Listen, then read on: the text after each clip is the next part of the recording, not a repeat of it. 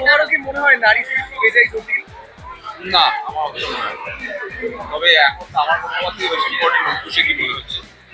ও অঙ্কুশ এবং ঐন্দ্রিল এবং গোটা টিম নারী চরিত্র বেজায় কিন্তু আমার অনেক অনেক শুভেচ্ছা। আর আমার মনে হয় এখন সকলেই জানে যে আমাকে একেবারে ছোট ভাই বলে শুধু তাকে ওই কাছে দেখি এবং এটা শুধুমাত্র ওকে আমরা তো অভিনেতা হিসেবে নয়, ওকে আমরা প্রযোজক হিসেবেও পাচ্ছি। তো আরো বড় বড় ছবি হোক, আরো ভালো ভালো ছবি হোক, অনেক মানুষের ভালো লাগে। এমনি সে কমিক্স টাইমিং আমাদের সকলেরই খুব পছন্দ, আমারও খুব পছন্দ। আমার মনে হয় এই ছবিটাও যদি মানুষের ভালো লাগে তাহলে ও আরো বেশি সাহস করে আরো দারুণ দারুণ রকম আপনার ছবি হবে। এটা এই যে নবীনার সামনে অঙ্কুশার যে এর খুবই ক্ষমার অযোগ্য অপরাধ যে কোনো ছবির পোস্টার ছেড়ে দেবে এবং অঙ্কুশের ছবির ক্ষেত্রে তো আরো কি চিন্তা হবে যেন সত্যি কথা ওকে আমরা যেহেতু আমার থেকে একটু ছোট ওকে আমরা খুবই স্নেহ করি, খুবই ভালোবাসি। তবে একটা খবর দিই, কারণ আমি ওখানেই শুটিং করছিলাম নবীনাতে, জাস্ট ওখান থেকেই যাচ্ছি বলেই বলতে পারছি যে হোর্ডিং আবার লেগে গেছে।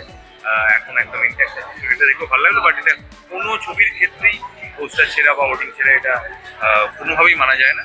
আর অঙ্কুশ বলে বোধহয় আমাদের আরেকটু বেশি মনে হয়।